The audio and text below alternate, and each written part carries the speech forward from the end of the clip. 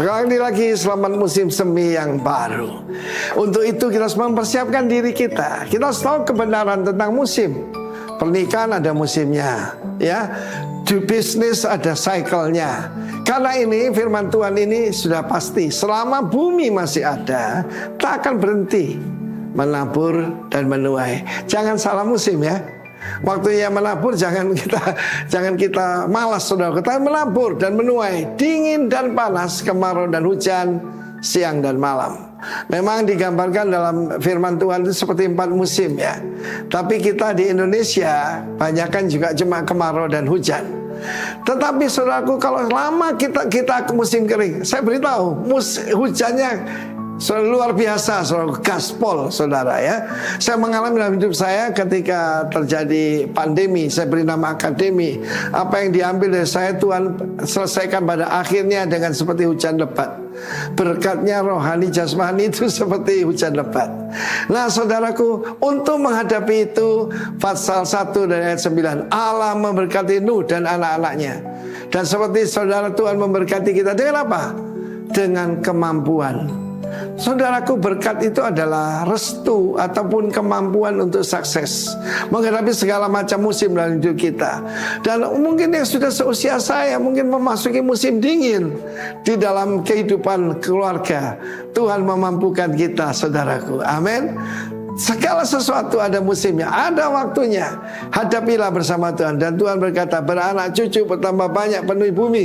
Sayang yang 2 hilang, asalnya kan 5. Ya, asalnya kan 5. Yang kurang tuh taklukkan dan berkuasa atasnya.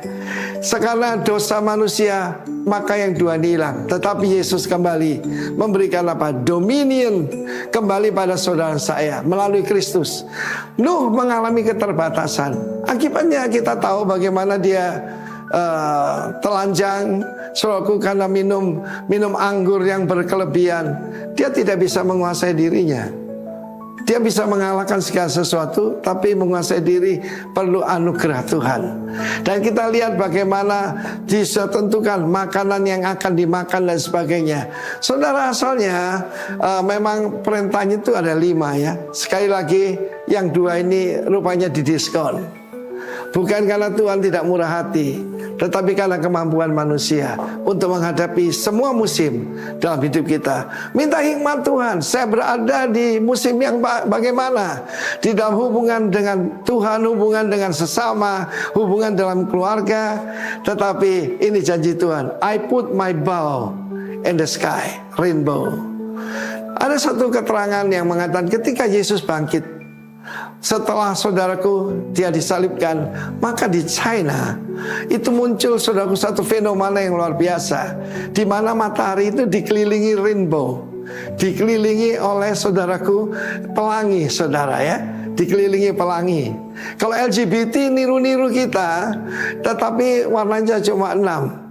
Waktu Natal saya minta warna yang tidak ada itu ditampilkan. Indigo, nila, itu biru ungu. Biru itu warna langit, ungu warna kerajaan. Kita adalah royal priesthood. Amen. Haleluya.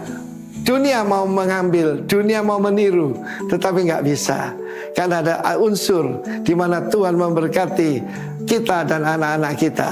Kiranya saudaraku, apa yang kita lihat ini, yang kita pelajari, maka kita masih musim semi yang baru, bukan karena ramalan, tetapi karena janji Tuhan. God bless you.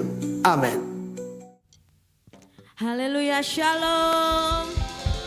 Sekali lagi umat yang mengasihi Tuhan, shalom. Sebab di dalam lembah ada sukacita dan berkat yang luar biasa. Mari berikan sorek-sorek kemuliaan bagi Raja di atas segala raja. Kami mengucap syukur Tuhan untuk kejadian yang dahsyat dan ajaib. Semua yang terbaik Tuhan sudah berikan atas hidup kami. Biarlah segala yang terbaik itu mempermuliakan nama Tuhan. Kami menyerahkan bangsa Indonesia dan kota Jember di dalam tangan kuasa-Mu Tuhan. Berkati tanah, air dan udaranya. Susu dan madu berlimpah-limpah atas bangsa Indonesia dan kota Jember. Dimanapun kami tinggal, biarlah kekayaan bangsa-bangsa itu tercurah atas bangsa Indonesia dan kota Jember ini Tuhan. Sehingga bangsa Indonesia dan kota Jember ini maju di dalam nama Tuhan Yesus. Kami juga berdoa untuk setiap pemimpin-pemimpin bangsa Indonesia dan kota ini Tuhan. Dari yang tertinggi sampai yang ada di pelosok-pelosok daerah Tuhan. Tuhan berikan hikmat, kemampuan untuk pemimpin kami boleh memimpin atas takut akan Tuhan. Biarlah pemimpin-pemimpin bangsa Indonesia dan kota ini semuanya dalam kendali tangan Tuhan. Tuhan pakai pemimpin-pemimpin ini secara luar biasa untuk memajukan bangsa Indonesia dan kota Jember ini Tuhan. Terima kasih Bapa. Semua yang terbaik, semua yang mulia Tuhan curahkan atas bangsa Indonesia dan kota Jember. Kami juga berdoa untuk pemimpin-pemimpin kami, berkati Pastor Timotius Arifin dan juga istri. Juga gembala sidang yang kami kasih Tuhan, Pastor Benny Kristanto dan juga istri. Biarlah kekuatan, kesehatan, hikmat yang berasal daripada Tuhan tercurah atas hamba-hambamu ini. Kemanapun mereka pergi melayani Tuhan, Tuhan pakai secara luar biasa. Penyertaan Tuhan sempurna atas hidup hamba-hambamu ini Tuhan. Sehingga nama Tuhan semakin ditinggikan dan dipermuliakan. Kini kami mau bersorak-sorai, bersuka cita memuji nama Tuhan. Sebab kami tahu hidup kami aman di dalam-Mu Tuhan. Sebab Engkau memberikan sukacita dan kekuatan yang selalu baru untuk kami boleh berjalan seturut dengan kehendak Tuhan. Yang siap, yang antusias untuk menari dan memuji nama Tuhan. Hanya di dalam nama Tuhan Yesus. Mari sama-sama bersorak. Haleluya. Amin. Mari berikan salam kanan kiri. Katakan Tuhan Yesus baik.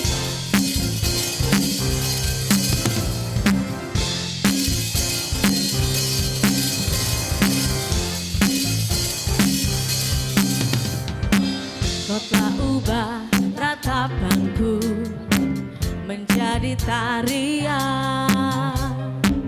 Kau hapuskan keluh kesahku, gantikan dengan pujian. Karena Roh Allah di dalamku, ku menari seperti Raja Daud menari. Karena Roh Allah di dalam hatiku sekarang, ku kan bersuka. Mari menari bagi nama Tuhan. Haleluya. Di hadapan Raja ku menari, sambil memuji-Mu ku menari. Kaulah sukacitaku.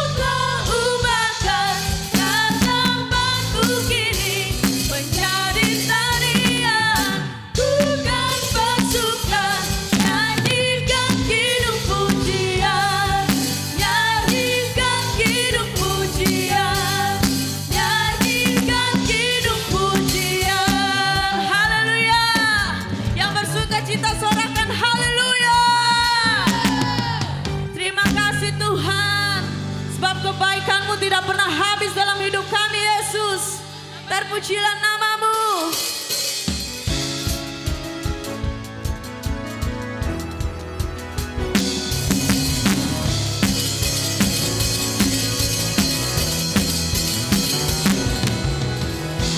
Dari hari ke hari tak pernah terbatalkan, berkat-Mu turun atas hidupku.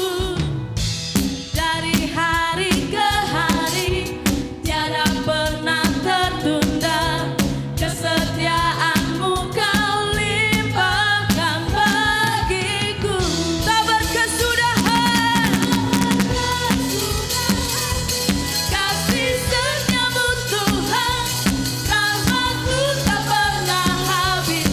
Dari hari-hariku rahmat-Mu Tuhan perkasa, besar kejayaan-Mu selalu menopang hidupku, selalu pegang erat tanganku.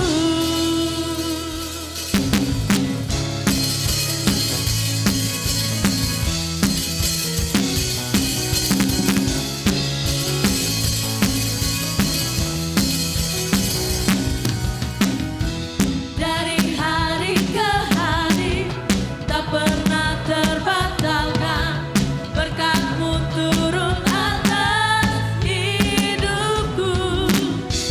Dari hari ke hari tiada pernah tertunda, kesetiaan-Mu Kau limpahkan bagiku. Tak berkesudahan kasih setia-Mu Tuhan, rahmat-Mu tak pernah habis. Dari hari-hari tepuk tanganmu yang perkasa Tuhan, besar kejayaan-Mu selalu menopang hidupku, selalu pegang erat tanganku. Tak berkesudahan kasih setia-Mu Tuhan, rahmat-Mu tak pernah habis. Dari hari-hariku tangan-Mu yang perkasa, besar kejayaan-Mu selalu menopang hidupku, selalu pegang erat tanganku. Terpujilah Engkau Tuhan, yang terbaik Tuhan sudah berikan atas umat-Mu. Haleluya. Oh, oh,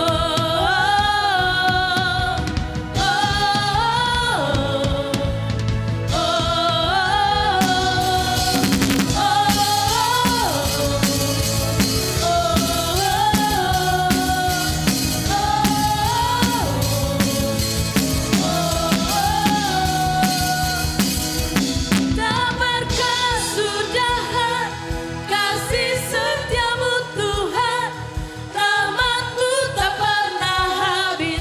Dari hari-hariku tangan-Mu yang perkasa, besar kejayaan-Mu selalu menopang hidupku, selalu pegang erat tangan-Mu. Tak berkesudahan kasih setia-Mu Tuhan, rahmat-Mu tak pernah habis. Dari hari-hariku tangan-Mu yang perkasa, besar kejayaan-Mu selalu menopang hidupku, selalu pegang erat tanganku. Haleluya. Terima kasih Tuhan. Terpujilah namamu Yesus. Kau yang terbaik Tuhan.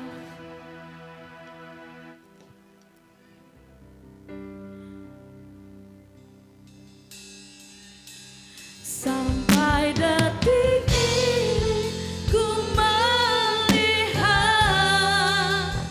penyertaan-Mu sempurna.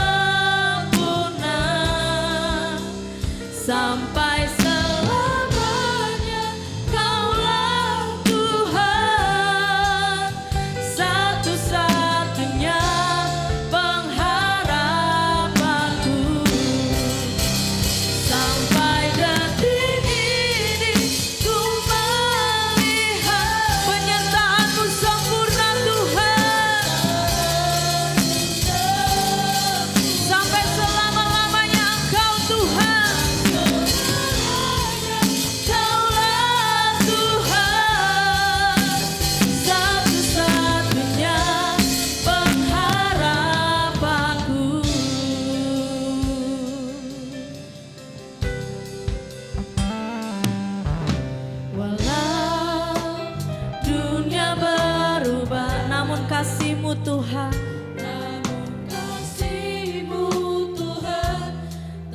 Tetap sama di hidupku, Engkau setia Yesus. Dalam setiap rencanamu ku percaya, hidupku dalam tanganmu.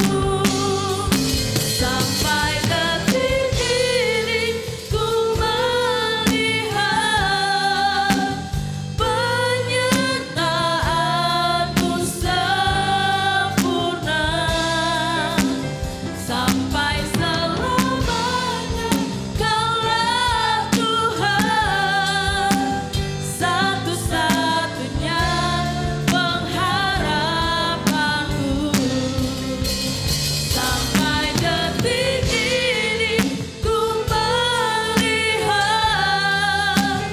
penyertaanmu sempurna. Sampai selamanya Kaulah Tuhan, satu-satunya pengharapanku. Sebab Engkau satu-satunya pengharapan kami Tuhan. Sampai detik ini ku melihat penyertaan-Mu sempurna.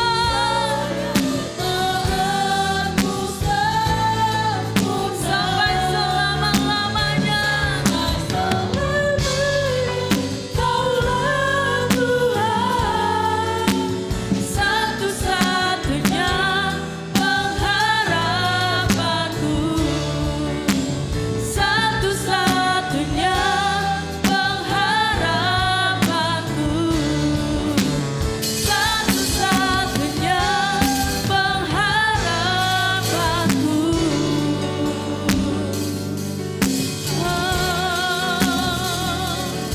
Kau satu-satunya Tuhan, pengharapan kami. Tiada yang lain, hanya Kau Tuhan.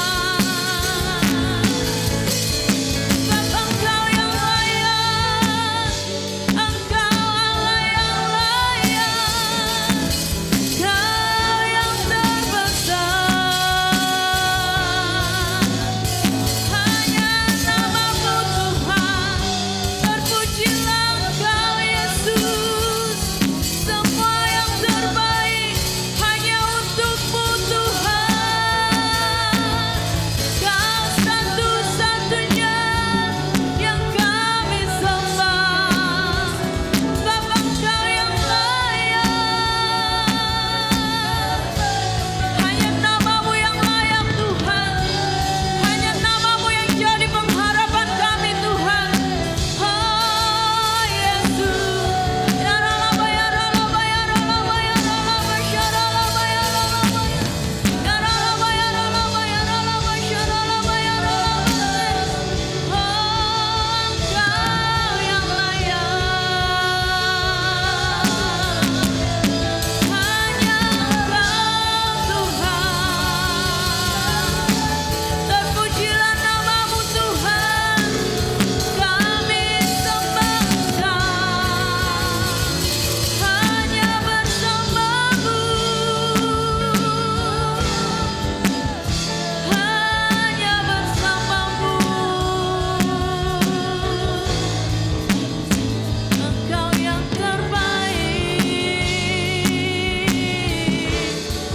Oh Yesus. Sebab hanya tinggal di dalam-Mu Tuhan, kami aman Yesus.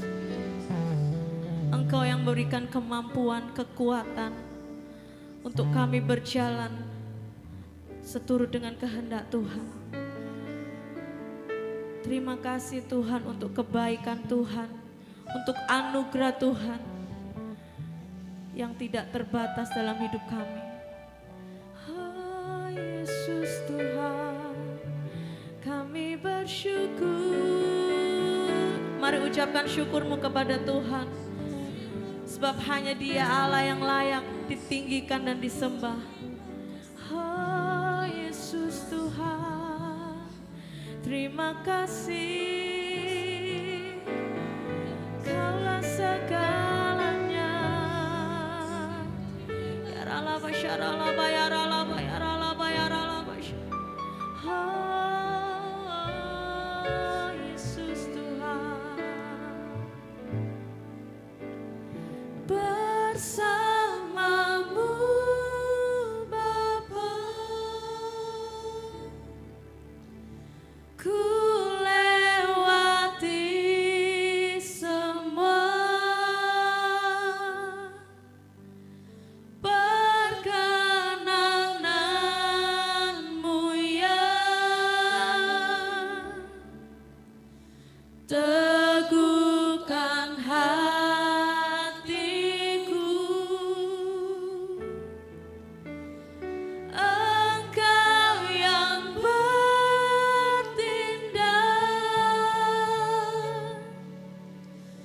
memberi pertolongan, sebab anugerah-Mu besar Tuhan. Anugerah-Mu besar, melimpah bagiku. Hanya bersama-Mu, bersama-Mu Bapa, ku lewati semua,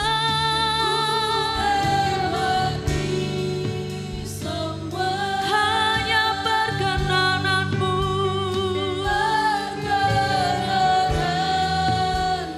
ya, teguhkan hatiku, sebab Engkau yang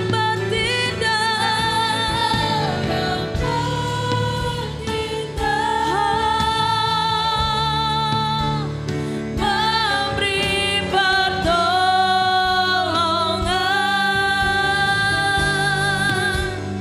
Anugerah-Mu besar, melimpah bagiku.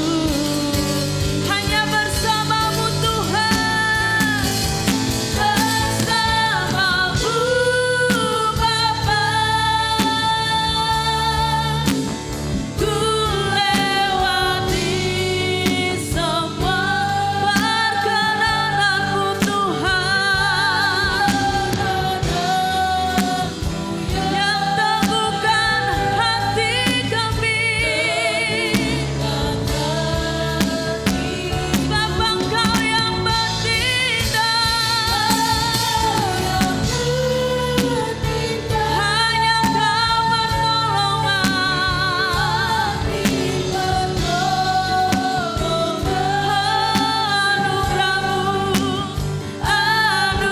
Anugerah-Mu besar, melimpah bagiku.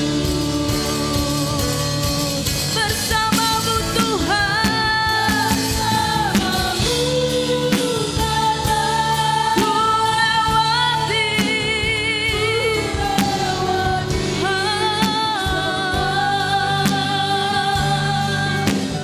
perkenanan-Mu ya, teguhkan hatiku. Engkau yang bertindak, memberi pertolongan.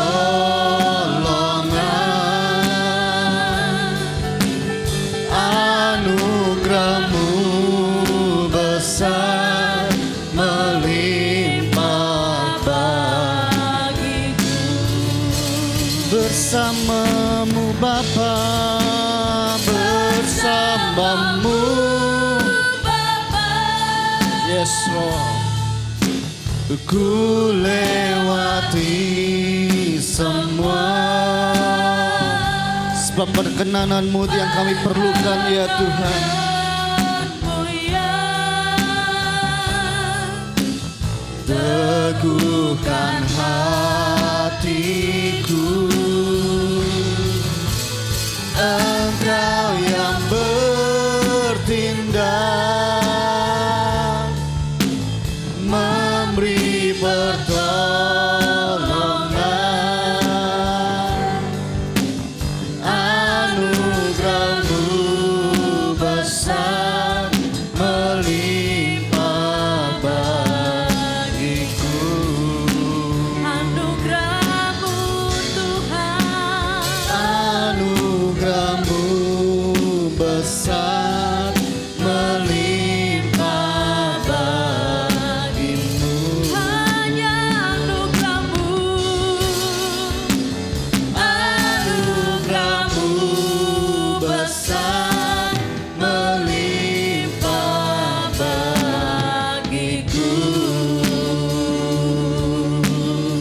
dengan sorak-sorai yang meriah bagi Allah kita. Haleluya. Haleluya. Terima kasih ya Tuhan. Terima kasih ya Yesus. Seperti pujian yang kami naikkan, kami sadari bahwa di setiap musim kehidupan kami, Engkau selalu ada bersama dengan kami ya Tuhan. Terima kasih ya Tuhan, terima kasih untuk pagi yang indah ini. Kami masih bisa memuji dan menyembah-Mu. Biarlah Engkau disukakan dengan pujian dan penyembahan yang kami naikkan. Dan untuk sebentar firman yang disampaikan, urapan-Mu ada pada hamba-Mu dan setiap kami yang mendengarkan pesan-Mu ya Tuhan. Apapun yang disampaikan, biarlah Engkau memberikan pengertian yang sama persis dengan yang Engkau inginkan. Sehingga jemaat-Mu mengerti dan menangkapnya. Mari Bapa, biarlah kami mempunyai telinga seorang murid, hati seorang hamba untuk bisa mendengar isi hati-Mu. Biarlah kami berjalan dalam kerendahan hati untuk menangkap pesan-pesan-Mu yang sangat penting bagi kehidupan kami selanjutnya. Berbicaralah, kami siapkan hati kami dan kami mau mendengarkan kebenaran firman-Mu. Di dalam nama Tuhan Yesus kami sedang berdoa. Semua yang percaya dan siap diberkati Tuhan, mari sama-sama katakan amin. Haleluya. Silakan duduk. Shalom Bapak Ibu saudara sekalian, selamat pagi. Kok kurang semangat ini rasanya, ikut puasa kah? Sekali lagi shalom. Haleluya. Ya terima kasih untuk tim RPC yang sudah melayani di pagi hari ini. Kita menikmati hadirat Tuhan, amin. Bulan ini temanya adalah The Valley of Testing, ya, lembah ujian. Bapak Ibu saudara sekalian, sejak mulai awal tahun, tema-tema kita di tahun ini itu ngeri-ngeri sedap. Ya. Bulan kemarin kita berbicara tentang mengambil keputusan. Dan saat ini kita berbicara tentang lembah ujian. Bapak Ibu saudara sekalian, hidup ini adalah rangkaian dalam membuat sebuah keputusan. Ya. Sejak bangun tidur sampai mau tidur lagi, kita itu ditunggu untuk bikin keputusan demi keputusan. Ya, saking terbiasanya atau saking seringnya, kadang-kadang kita tidak sadar kalau itu keputusan. Coba dibayangkan. Ada seorang peneliti dari Amerika Serikat yang berbicara seperti ini. Rata-rata orang dewasa setiap hari itu membuat 35.000 keputusan. Setiap hari. 35.000 keputusan. Dan ada hampir 250 keputusan, ya. Dari 35.000 hanya 250 kita buat keputusan hanya tentang makanan. Ini penelitian. Ya. Jadi bangun tidur kita mau makan apa? Mau makan nasi goreng kah? Atau makan nasi putih kah? Atau nasi merah kah? Itu keputusan yang kita buat.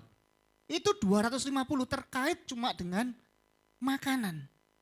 Makanya paling gampang kalau ditanya mau makan apa, jawabannya terserah, ya kan? Situ yang mikir, bukan kita yang mikir, ya. Makanya Bapak Ibu, para pria-pria yang masih belum menikah gitu ya, pilih wanita calon istri itu yang suka masak. Ya, enggak perlu bingung seperti istri saya. Istri saya ini paling suka masak, ya. Ketika saya tanya sama istri saya, sayang tolong buatin kopi dong. Masa saya? Kamu kan bisa. Sayang bersihin kamar tidur dong. Masa saya? Kamu sendiri kan juga bisa. Jadi pinter sekali dia tuh masak gitu ya. Sedikit-sedikit dijawab, masa saya gitu ya. Lah Bapak Ibu saudara sekalian, kenapa sih kita ini kok para wanita tuh sering ngomong kalau mau makan apa itu jawabannya terserah. Kenapa? Sebetulnya itu pengharapan buat kita para pria. Ingat nggak? Ketika pertama kali Adam dan Hawa di Taman Eden, ketika wanita memutuskan untuk makan buah yang namanya buah pengetahuan yang baik dan buruk, sejak saat itu seluruh umat manusia mengalami yang namanya dosa. Jadi kalau seandainya wanita memutuskan, berbahayalah kalian gitu ya. Tapi bagi para wanita yang suka jawab terserah gitu ya, itu pengharapan buat kita supaya kita tidak masuk dalam pencobaan gitu ya. Ya Bapak Ibu Saudara sekalian terkasih dalam Tuhan, kita masuk di dalam lembah ujian. Mayoritas orang percaya itu pasti merindukan untuk hidupnya itu dipimpin oleh Tuhan. Betul ya? Ada di sini yang hidupnya tidak mau dipimpin Tuhan? Semua kepingin dituntun oleh Tuhan. Itu yang menjadi kerinduan setiap orang percaya. Namun seringkali pada kenyataannya, seringkali Tuhan, saat Tuhan memimpin jalan kita, kitanya yang tidak siap. Ya. Itu sebabnya sebelum kita melihat beberapa ayat, ada sebuah pertanyaan yang ingin saya tanyakan, yang kita coba renungkan sebelum untuk menjawabnya. Pertanyaannya seperti ini. Apa motivasi kita saat dipimpin oleh Tuhan? Coba renungkan baik-baik. Apa sih yang menjadi motivasi kita saat kita ini mau dipimpin oleh Tuhan? Ada yang menjawab seperti ini. Supaya tidak gagal, Pak. Supaya selalu berhasil, Pak. Dan jujur saja, ini seringkali yang membuat akhirnya kalau kita menemukan orang gagal, biasanya kita bilang gini, makanya hidup itu dipimpin sama Tuhan. Jangan jalan sendiri. Makanya jalan di jalannya Tuhan. Dan seringkali kita justru menghakimi orang tersebut. Bukankah ini yang biasanya orang lain lakukan, kita lakukan? Ya kan? Itu salahmu sendiri, tidak mau ikut jalannya Tuhan. Dan lain sebagainya ketika kita menemui orang gagal. Atau yang kedua, supaya kita dihindarkan dari segala kesulitan. Karena ada banyak orang percaya mengalami masalah, kesusahan, kesulitan. Langsung pasti dibilang, pasti salah jalan kamu. Ikut jalan yang benar, yaitu jalannya Tuhan. Atau yang ketiga, demi kemudahan. Apakah demi kita mendapatkan menjalani kehidupan yang mudah, kita dipimpin oleh Tuhan? Sebenarnya Bapak Ibu Saudara sekalian, ini adalah 3 jawaban teratas, cerminan dari apa yang diinginkan oleh orang Kristen saat ini. Sehingga jika kita tidak mendapatkan ketiga hal ini, tidak gagal, menghindarkan dari kesulitan, demi kemudahan, seringkali kita kecewa sama Tuhan. Siapa yang pernah kecewa sama Tuhan? Wah, rohani semua di sini. Jangan pernah bilang tidak pernah kecewa sama Tuhan. Pastilah. Kenapa sih kita bisa kecewa sama Tuhan? Simple. Saat Tuhan bekerja tidak sesuai dengan apa yang kita inginkan, seringkali biasanya kita kecewa. Dan Bapak Ibu Saudara sekalian, kalau cuma ini motivasi kita untuk dipimpin oleh Tuhan, maka siap-siaplah kita harus kecewa. Bapak Ibu Saudara sekalian, dalam kehidupan ini, Tuhan tidak pernah menjanjikan yang namanya kemudahan dalam hidup. Pernah Tuhan menjanjikan kemudahan dalam hidup? Celakanya orang Kristen atau bahkan pemimpin kita seringkali mungkin menjanjikan apa yang Tuhan tidak pernah janjikan. Seringkali kita ngomong, ikut Tuhan mudah, ikut Tuhan itu gampang. Ingat Bapak Ibu Saudara sekalian, Tuhan tidak pernah menjanjikan kemudahan. Kemampuan iya, untuk kita bisa melewati masalah itu. Tapi kalau kemudahan demi kemudahan, saya katakan tidak. Makanya saya heran ketika ada beberapa orang ngomong gini, kalau jalannya Tuhan tuh pasti mudah. Enggak Bapak Ibu Saudara sekalian. Itu bisa karena itu mudah karena apa? Kita diberi kemampuan. Bukan berarti hidup kita itu selalu mudah. Bukankah ada nyanyian apa? Tuhan tak pernah janji langit selalu biru, tapi Dia berjanji selalu menyertai. Yang kita butuhkan tuh penyertaan Tuhan. Kalau hidup itu enggak gampang. Hidup itu susah. Bukankah firman Tuhan mengatakan jalan Tuhan itu apa? Sangkal diri dan pikul salib. Apakah itu mudah? Tidak mudah buat daging kita. Coba kalau kita lihat dalam Alkitab, siapa tokoh Alkitab yang tidak pernah gagal hidupnya? Yang tidak pernah mengalami kesusahan, kesulitan? Atau yang hidupnya semuanya serba aman, semuanya serba nyaman, enak? Nggak ada. Semua tokoh di Alkitab, hidupnya itu rata-rata penuh dengan tantangan. Iblis seringkali menipu kita dengan tawaran kemudahan demi kemudahan. Even Yesus sekalipun. Masih ingat ketika Yesus dicobai di padang gurun? Iblis datang kepada Yesus, kemudian dia ngomong. Ini bahasa kasarnya, bahasa sehari-hari gitu ya. Ini iblis memperlihatkan segala isi dunia, kerajaan dunia, kekayaan kerajaan dunia dan isinya. Lalu iblis ngomong gini, kamu mau ini? Gampang. Cukup lakukan satu hal, sembah aku. Maka semuanya akan kuberikan kepada kamu. Tidak perlu susah-susah, tidak perlu disalib, tidak perlu dicaci maki, tidak perlu mati. Bukankah ini tawaran yang menggiurkan? Kemudahan demi kemudahan. Bapak Ibu Saudara sekalian, makanya saya tadi katakan di awal, semua orang pasti kepingin hidupnya itu dituntun oleh Tuhan. Benar ya? Nah, jalan seperti apa sih yang Tuhan tuntun buat kita? Nah, di dalam Keluaran 13 ayat 17 sampai 18 dikatakan demikian. Setelah Firaun membiarkan bangsa itu pergi, Allah tidak menuntun mereka melalui jalan ke negeri orang Filistin. Walaupun jalan ini yang paling dekat, sebab firman Allah, jangan-jangan bangsa itu menyesal apabila mereka menghadapi peperangan sehingga mereka kembali ke Mesir.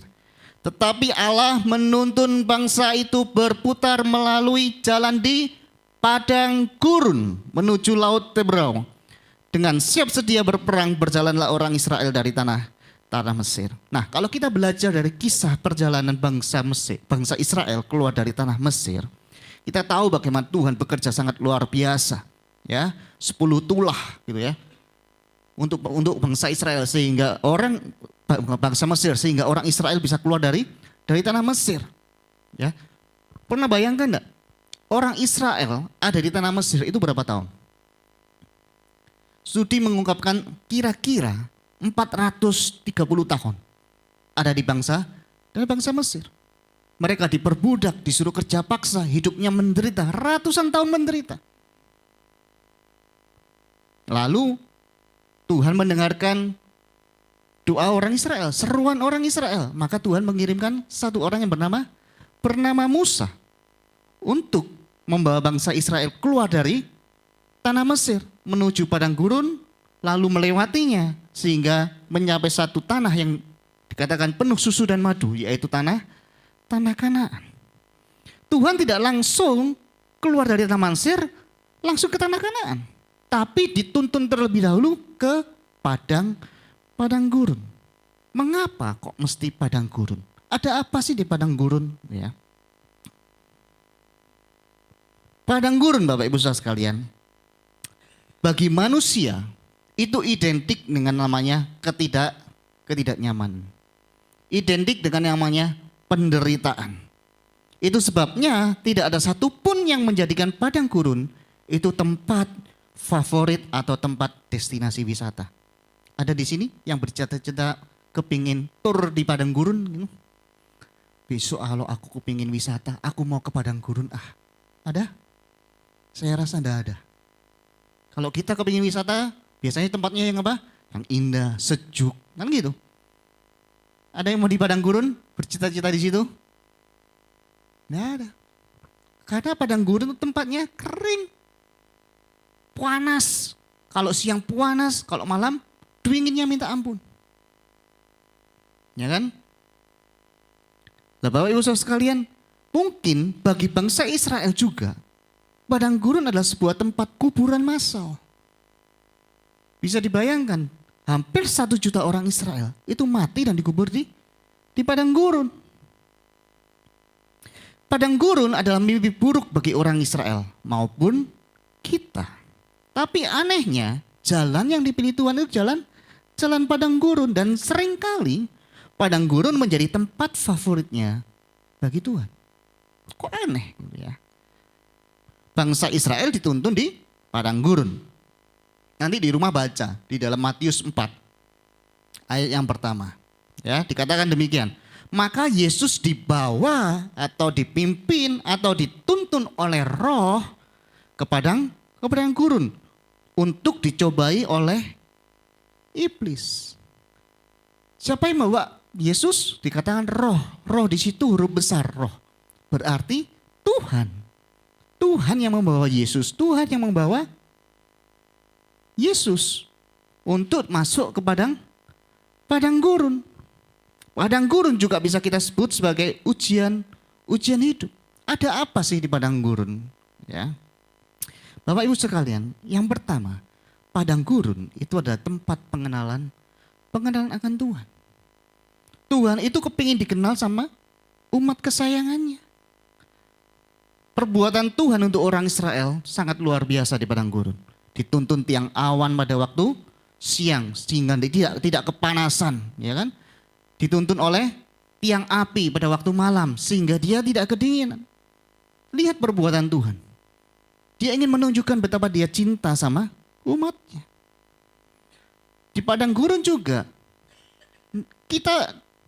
padang gurun itu memisahkan kita dari dunia. Kita cuma bisa mendengarkan Tuhan. Kita cuma bisa bercakap-cakap berbicara dengan Tuhan. Ingat di padang gurun bangsa Israel setiap hari makannya apa? Roti mana? Mau daging? Dikasih daging. Perbuatan Tuhan itu. Tidak sama seperti kita di zaman sekarang gitu ya. Kalau di padang gurun tuh tidak ada apa-apa, tidak ada toko-toko, tidak ada minimarket gitu. Kalau di tempat kita kan di Indonesia mau nyari apa? Mampir sebelah kiri, ya kan ada Indo titik gitu ya. Maju sedikit ada Alfa titik. Saya heran gitu ya. Kenapa dua toko ini kok selalu berdekatan gitu ya? Di mana ada dia, di situ pun ada dia. Tapi padang gurun beda. Padang gurun tidak ada toko seperti itu, tidak ada minimarket seperti itu. Lewat padang gurun kita bisa mengenal siapa Tuhan yang kita sembah. Padang gurun adalah tempat juga kita bergantung penuh dengan Tuhan. Di padang gurun tidak ada sumber daya manusia yang bisa diandalkan. Ini memaksa kita untuk kita ini bisa berserah penuh sama Tuhan. Bapak Ibu Saudara sekalian, dalam hidup ini, perhatikan kata-kata saya, dalam hidup ini Tuhan cuma ingin kita mengandalkan Tuhan. Kalau ada yang kita andalkan selain Tuhan, percayalah suatu hari, suatu saat itu akan dibuat Tuhan tidak berdaya. Contoh, ada seorang teman saya, dia ngomong, kalau saya kaya, kalau saya punya banyak uang, hidup saya aman. Semuanya terpenuhi, tidak perlu Tuhan. Di satu titik, Tuhan akan buat itu habis-habisan. Benar-benar habis. Sampai baru dia bisa ngomong, semua ini cuma Tuhan. Dia cuma bisa bergantung sama Tuhan. Apa yang mungkin kita andalkan? Kesehatan kita? Suatu hari percayalah, kesehatan kita akan dibuat tidak berdaya sama Tuhan. Karena Tuhan cuma ingin Dia satu-satunya yang kita harapkan. Biasanya melalui masalah, melalui ujian, kita ini baru ingat sama Tuhan. Kalau lagi cuan besar gitu ya, kalau lagi berjaya gitu, kita lupa sama Tuhan. Makanya seringkali Tuhan memberikan ujian dalam hidup kita supaya apa? Kita kembali lagi sama Tuhan. Kemudian apa lagi? Padang gurun, tempat persiapan untuk masuk tanah Kanaan. Padang gurun adalah ujian karakter. Apakah kita tetap setia atau tidak? Ini adalah proses permunian bagi setiap kita. Apakah kita sungguh-sungguh dengan Tuhan atau tidak? Bapak Ibu Saudara sekalian, ingat, padang gurun bukan tujuan akhir kita. Tujuan akhir kita apa? Tanah Kanaan. Padang gurun hanya tempat transit. Kalau Bapak Ibu Saudara sekalian pernah pergi ke luar negeri, gitu ya. Biasanya kalau jauh gitu ya, biasanya kita nih transit terlebih dahulu. ke negara mana, ke kota mana gitu ya. Apakah transit itu tempat perhentian kita yang terakhir? Tidak. Cuman sementara. Padang gurun pun, ujian pun itu hanya sementara. Ya, tidak selama-lamanya kita ada di padang gurun, tetapi syaratnya apa? Harus lulus ujian dulu dari padang gurun. Jadi jangan alergi dengan yang namanya padang gurun. Amen. Sama-sama katakan, jangan alergi dengan yang namanya padang gurun. Amin. Nah, satu hal yang harus kita tahu Bapak Ibu Saudara sekalian tentang perjalanan bangsa Israel menuju tanah Kanaan. Ya. Bangsa Israel ketika dia keluar dari tanah Mesir, ternyata tidak ada satupun generasi pertama dia masuk ke dalam tanah Kanaan, kecuali cuman 2 orang. Jadi dari seluruh bangsa Israel yang keluar dari tanah Mesir, yang bisa masuk tanah Kanaan cuma berapa? Cuma 2. Siapa? Yosua dan Kaleb. Lainnya mati semua. Kenapa kok bisa seperti itu Bapak Ibu Saudara sekalian? Lihat ini, Bilangan 26 ayat 64 sampai 65. Di antara mereka tidak ada terdapat seorang pun yang dicatat Musa dan Imam Harun ketika keduanya mencatat orang Israel di padang gurun Sinai. Sebab Tuhan telah berfirman tentang mereka, pastilah mereka mati di padang gurun. Dari mereka itu tidak ada seorang pun yang masih tinggal hidup selain Kaleb bin Yefune dan Yosua bin Nun. Jadi mereka semua yang keluar dari tanah Mesir, semuanya mati di padang gurun. Sekali lagi, padang gurun adalah tempat ujian, tempat pemurnian. Bapak Ibu Saudara sekalian, kalau tahun ini kita tidak mau dimurnikan sama Tuhan, kehidupan kita cuma gini-gini saja, kekristenan kita cuma gini-gini saja, tidak mau berubah, percayalah nasib kita akan sama seperti orang-orang Israel yang tidak pernah masuk ke tanah Kanaan. Tetapi sebaliknya, jika setiap dari kita mau dimurnikan, kita akan masuk tanah perjanjian dengan penyertaan Tuhan yang ajaib. Nah, kita mesti tahu ada ujian yang harus kita hadapi. Tuhan tuntun kita lewat padang gurun, itu inisiatif Tuhan.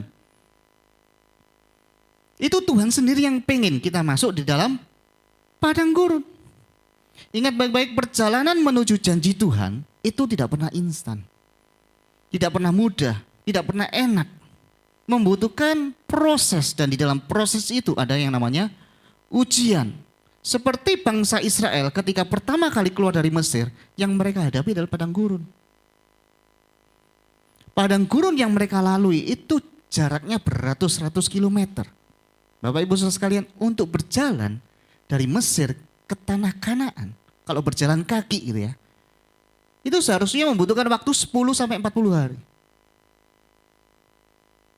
Tetapi karena mereka tidak mau dimurnikan, jadinya berapa? 40 tahun. Ingat Bapak Ibu Saudara sekalian, semakin kita menolak proses Tuhan, semakin kita menolak pemurnian Tuhan, janji Tuhan itu akan datang kok. Tetapi waktunya akan lama. Kalau kita ngomong tahun ini gitu ya, tahun ini aku tidak mau dimurnikan sama Tuhan. Tidak apa-apa, tahun depan juga pasti dimurnikan lagi. Tahun depan bilang lagi, aku nggak mau. Nanti saja, tidak apa-apa. Tuhan itu kan sabar. Tahun depan lagi. Tapi lama. Saya hidup berdoa, kita semua tidak perlu menunggu tahun demi tahun. Karena semua dari kita mau dimurnikan oleh Tuhan. Amin. Sekali lagi, mesti lulus ujian dulu. Mesti lulus ujian padang gurun dulu. Padang gurun adalah tempat yang kering, tempat yang kekurangan, banyak musuh. Ya kan? Banyak perampok yang mungkin berusaha mengambil milik bangsa Israel. Mungkin dari kita sebagian, mungkin ada yang berkata, Pak, hari-hari ini saya mengalami kekeringan dalam hidup saya, Pak. Atau mungkin, Pak, hari-hari ini saya mengalami banyak kekurangan Pak. Kurang ini, kurang itu banyak sekali Pak. Atau mungkin Pak saya sedang menghadapi musuh yang merampas apa yang menjadi milik saya Pak. Itu semua adalah bagian dari ujian yang harus kita hadapi. Tapi percayalah, ketika kita tetap setia, maka akan ada pertolongan Tuhan yang luar biasa. Bagaimana kita bisa lulus dari ujian padang gurun? Yang pertama, berhentilah bersungut-sungut. Bilangan 14 ayat 27 sampai 30 dikatakan demikian. Berapa lama lagi umat yang jahat ini akan bersungut-sungut kepadaku? Segala sesuatu yang disungut-sungutkan orang Israel kepadaku telah aku dengar. Katakanlah kepada mereka, demi aku yang hidup, demikianlah firman Tuhan, bahwasanya seperti apa yang kamu katakan di hadapanku, demikianlah akan kulakukan kepadamu. Ingat Bapak Ibu Saudara sekalian, ketika 12 pengintai yang dikirim Musa, yang diutus Musa untuk mengintai tanah Kanaan, yang 10 orang ngomong apa? Kita pasti mati. Musuh yang kita hadapi itu besar-besar, raksasa-raksasa. Kita pasti akan lahap habis. Mereka sendiri yang mengatakan bahwa mereka akan mati. Dan ini yang terjadi. Ayat yang ke-28. Seperti yang kamu katakan di hadapanku, demikianlah akan kulakukan kepadamu. Makanya hati-hati dengan yang namanya perkataan Bapak Ibu Saudara sekalian. Apa yang kita ucapkan, apa yang kita katakan, itu akan kembali kepada kita. Perkataan kita itu punya kuasa. Amin. Ayat yang ke-29. Di padang gurun ini bangkai-bangkaimu akan berhantaran, yakni semua orang di antara kamu yang dicatat, semua tanpa terkecuali, yang berumur 20 tahun ke atas, karena kamu telah bersungut-sungut kepadaku. Bahwasanya kamu ini tidak akan masuk ke negeri yang dengan mengangkat sumpah telah kujanjikan akan kuberi kamu diami, kecuali Kaleb bin Yefune dan Yosua bin Nun.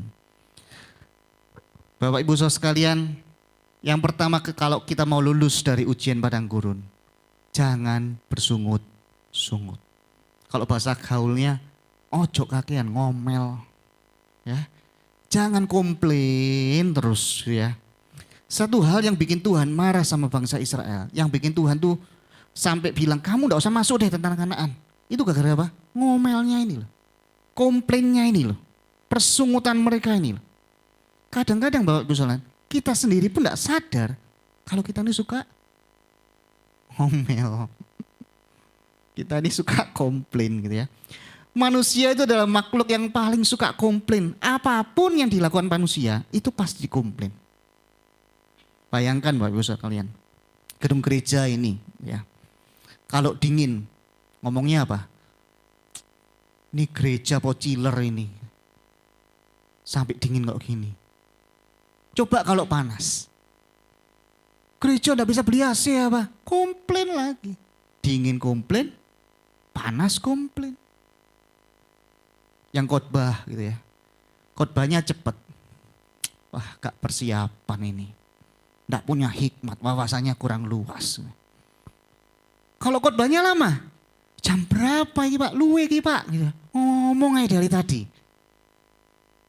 Oh Jember tadi, puji Tuhan, haleluya. GPI Rock Jember memang dahsyat, berikan tepuk tangan. Berarti saya lanjut ya Pak ya. Itulah manusia, sama dengan bangsa Israel, suka komplain terus, ngomel terus gitu ya. Manusia kalau dikasih apapun itu juga suka ngomel.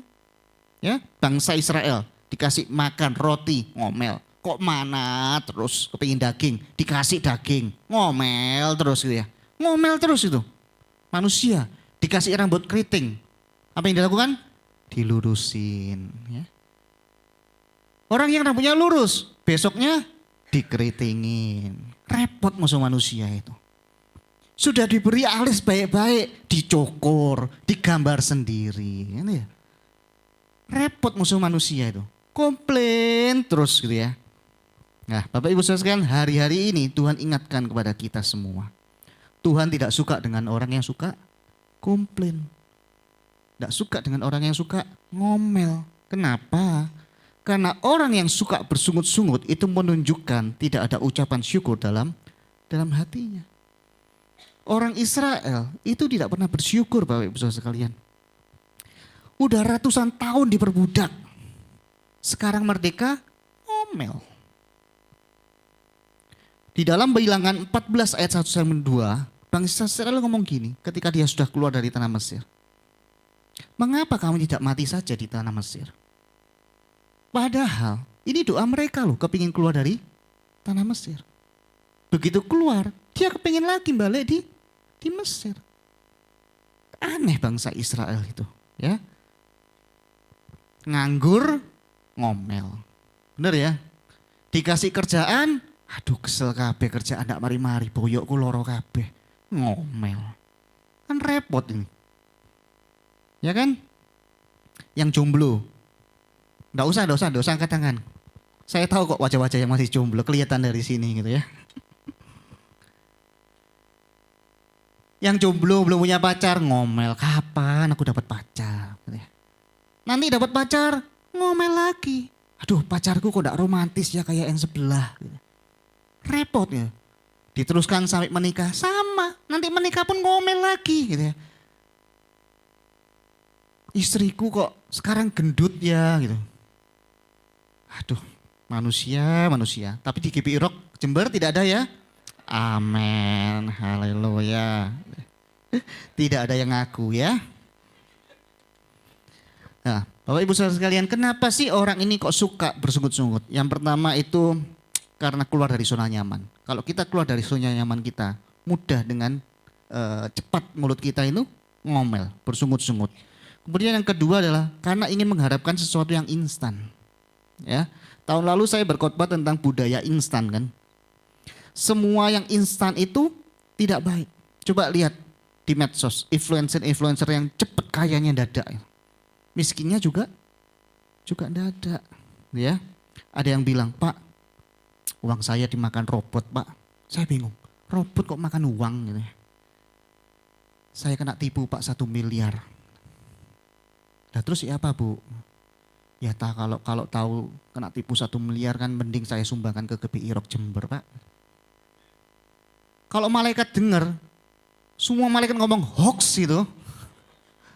Serempak itu ya. Ya itulah manusia. Bapak Ibu saya kasih tips.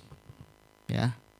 Kalau ada orang yang menawarkan sesuatu yang mudah, yang cepat, yang hasilnya banyak, sudah pasti bohong. Ya, mudah, cepat, hasilnya banyak, pasti bohong.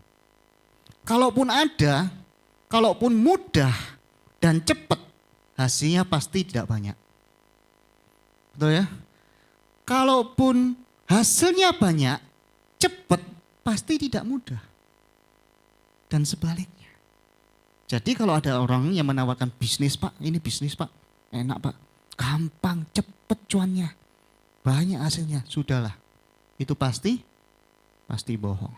Salah satunya robot, jujur Bapak Ibu saya juga tergiur dengan robot waktu itu. Saya sempat ikut ya, saya sendiri sempat ikut, kok gampang ini ya, diem-diem ongkang-ongkang kaki dapat 10% tiap hari loh ini tiap hari bukan tiap bulan. Tiap hari 10%. Ternyata bus gitu ya, 1 bulan hilanglah sudah. Pernah saya ketipu juga. Karena manusia kepingin yang instan. Kemudian yang ketiga, merasa diri lebih baik. Cara kita lebih baik, lebih pintar dan sebagainya. Sampai kita ngomong, Tuhan kalau Tuhan gak bisa urus, Tuhan turun, saya yang naik. Sampai kalau gitu ya kan. Dia mau jadi Tuhan sendiri gitu ya. Bapak Ibu saudara sekalian, hari ini yuk ubah persungutan kita, ubah ngomel kita, ubah komplain kita menjadi ucapan syukur. Itu yang pertama. Yang kedua, buang sifat pemberontak. Ya, di dalam Bilangan 14 ayat 9 sampai ayat 10, perikopnya adalah pemberontakan umat Israel. Ayat 9 dikatakan demikian, hanya janganlah memberontak kepada Tuhan Dan janganlah takut kepada bangsa negeri itu, sebab mereka akan kita telan habis. Yang melindungi mereka sudah meninggalkan mereka, sedang Tuhan menyertai kita. Janganlah takut kepada mereka. Ayat yang ke-10. Lalu segenap umat itu mengancam hendak melontari kedua orang itu dengan batu. Tetapi tampaklah kemuliaan Tuhan di kemah pertemuan kepada semua orang Israel. Ini yang berkata ini adalah Kaleb. Ya, ketika Kaleb ngomong seperti itu, seluruh bangsa Israel nggak terima. Makanya dia mau melempari Kaleb batu.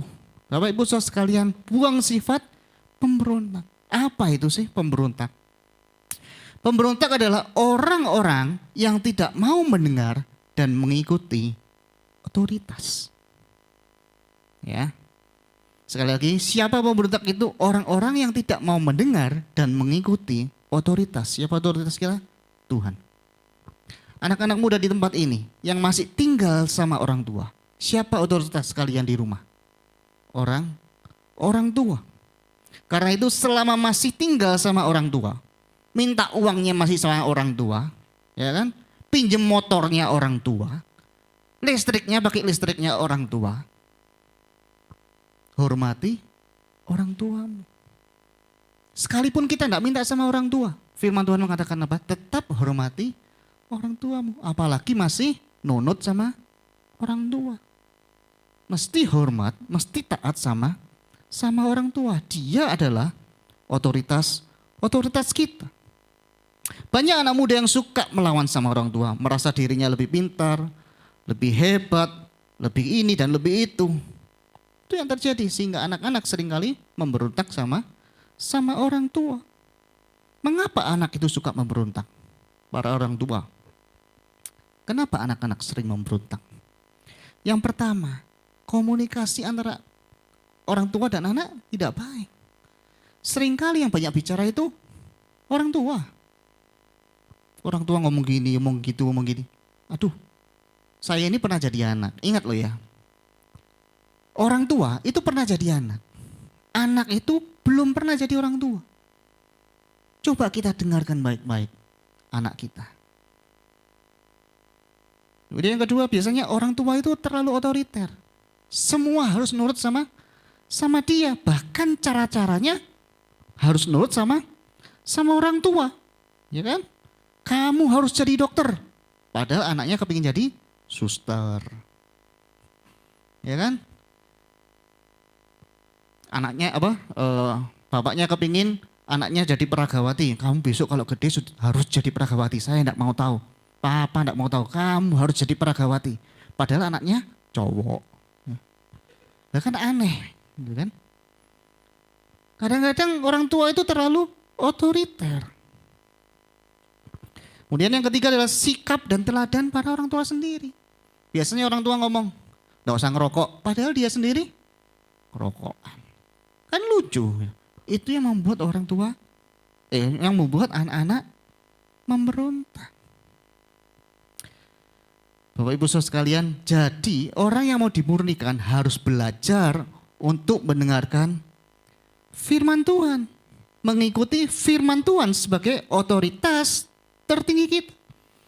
Bagaimana kita bisa dimurnikan kalau kita itu tidak pernah dengar dengan firman Tuhan? Di gereja cuma seminggu sekali. Itu pun tidak sampai 1 jam. Itu pun juga tidak mau dengarkan firman Tuhan. Malah ada yang tinggal tidur. Ya kan? Malah ada yang main HP sendiri. Ada yang ngobrol. Gimana kita bisa mengikuti firman Tuhan kalau kita tidak pernah mendengarkan firman itu? Yang mau lulus ujian padang gurun, belajarlah untuk mendengar dan mengikuti firman Tuhan. Mengapa orang bisa menjadi pemberontak? Yang paling gampang karena dia merasa dirinya paling benar. Repot kalau orang itu merasa dirinya paling benar. Saya mau tanya bapak-bapak. Jawab ya bapak-bapak ya. Oke. Enak enggak ketemu dan kerjasama dengan orang yang merasa dirinya paling benar? Enggak senang ya? Menjengkelkan ya? Betul ya? Para bapak-bapak ya? Itu yang istri Anda rasakan.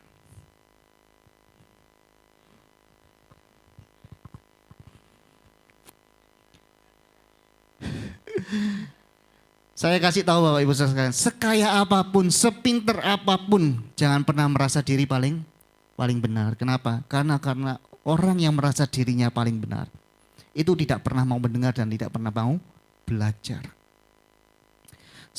Saul itu merasa dirinya paling benar. Saul, makanya dia ditolak Tuhan. Kalau nanti baca di dalam 1 Samuel 15 ayat 33, Saul ditolak hanya gara-gara tidak mau dengar Tuhan. Tidak mau dinasehati sama Tuhan. Makanya jangan jadi orang yang merasa dirinya paling benar. Bapak Ibu Saudara sekalian, kegagalan bangsa Israel masuk tanah Kanaan adalah persungutan dan pemberontakan mereka terhadap Tuhan. Saya percaya tahun ini akan penuh dengan banyak tantangan. Firman Tuhan mengatakan tidak lebih baik tahun-tahun ke depan. Tapi percayalah, padang gurun bukan tujuan akhir kita. Tujuan akhir kita adalah tanah Kanaan. Tetapi Tuhan akan bawa kita masuk ke padang gurun terlebih dahulu untuk memurnikan setiap apa yang ada di dalam hidup kita, sehingga kita dapat masuk ke tanah perjanjian yang penuh dengan susu dan madu dan berkat-berkat Tuhan. Dan akhirnya ini yang Tuhan dapatkan, keserupaan dengan Kristus. Amin. Siapa yang mau serupa dengan Kristus? Jangan lewatkan yang namanya padang gurun. Nikmati padang gurun dan taklukkan itu. Jadilah pemenang. Tuhan Yesus memberkati. Mari kita berdoa. Terima kasih ya Tuhan untuk kebenaran firman-Mu yang telah meneguhkan setiap kami. Roh Kudus, Engkau terus yang membimbing kami senantiasa untuk terus hidup di dalam iman kepada Yesus Kristus. Berikan kekuatan untuk setiap kami untuk benar-benar dapat melakukan kebenaran firman. Jadikan kami lebih dari pemenang oleh karena iman kami kepada Engkau. Terima kasih ya Tuhan, biarlah dunia melihat Kristus yang hidup di dalam kami dan kami hidup di dalam Kristus. Terima kasih Yesus, biarlah nama-Mu ditinggikan mulai sekarang dan sampai selama-lamanya. Di dalam nama Tuhan Yesus kami berdoa dan bersyukur, semua yang diberkati sama-sama katakan amin.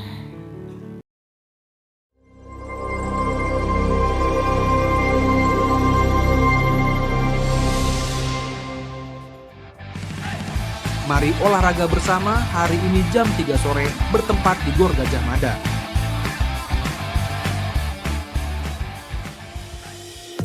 Kami mengundang putri-putri kerajaan untuk hadir dalam Rock Women Ministry. Selasa 24 Februari pukul 18.00 bertempat di Perumahan Gunung Batu The 12. Ajak sahabat dan keluarga Anda untuk bertumbuh melalui firman Tuhan dan persekutuan yang memperlengkapi menjadi wanita berhikmat, berfungsi, berdampak. Komunitas Kerajaan atau KK adalah sebuah komunitas yang berkomitmen untuk saling mendukung, saling mendoakan, dan belajar untuk hidup sama seperti Mesias hidup. Kami mengajak bagi Anda yang rindu tertanam di dalam KK, segeralah bergabung dan hubungi Bapak Adi Chandra atau Rock Center Jember. Mari kita bersama-sama berdoa untuk bangsa dan kota kita dalam doa pagi melalui Zoom yang diadakan setiap hari Sabtu pukul 5 pagi.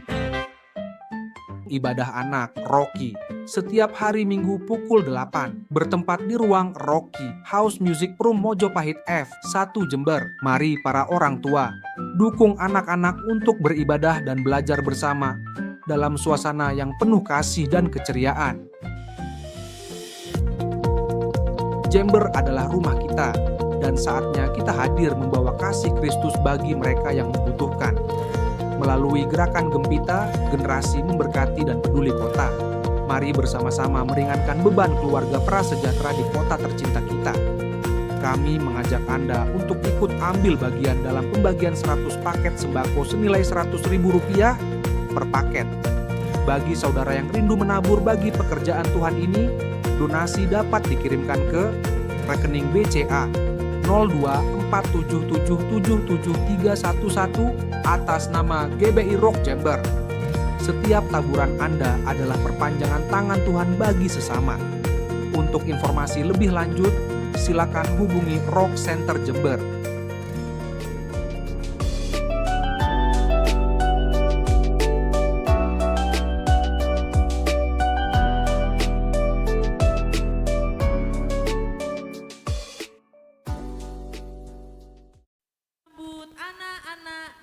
Raja.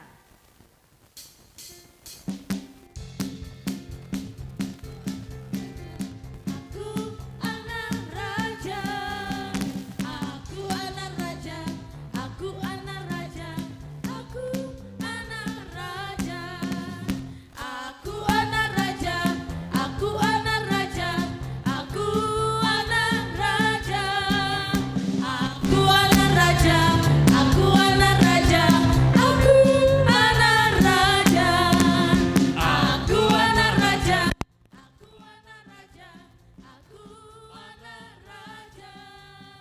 Aku anak raja, aku anak raja, aku anak raja, aku anak raja, aku anak raja, aku anak raja, aku anak raja, aku anak raja, aku anak raja.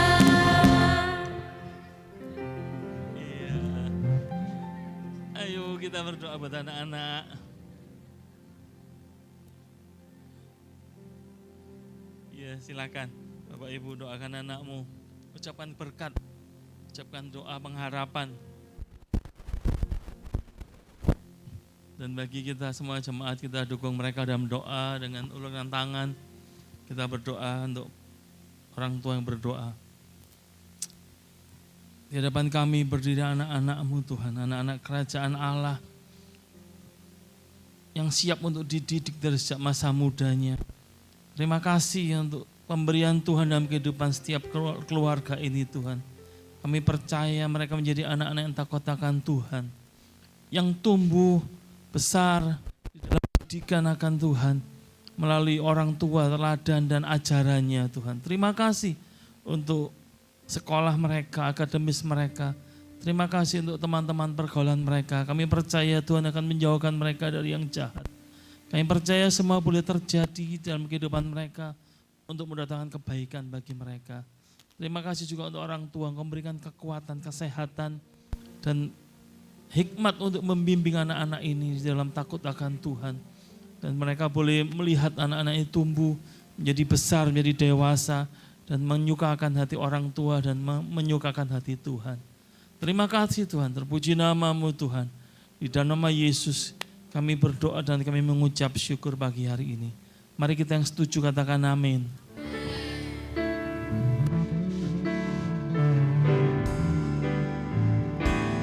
Engkaulah Tuhan, Engkaulah Raja,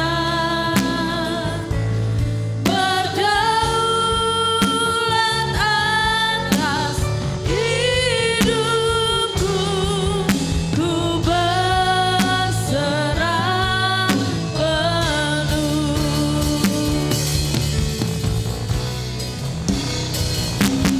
Engkaulah Tuhan, Engkaulah Raja, Engkaulah Raja, berdaulat atas hidupku, ku berserah penuh. Berdaulat atas hidupku, ku berserah penuh. Berdaulat atas hidupku, ku berserah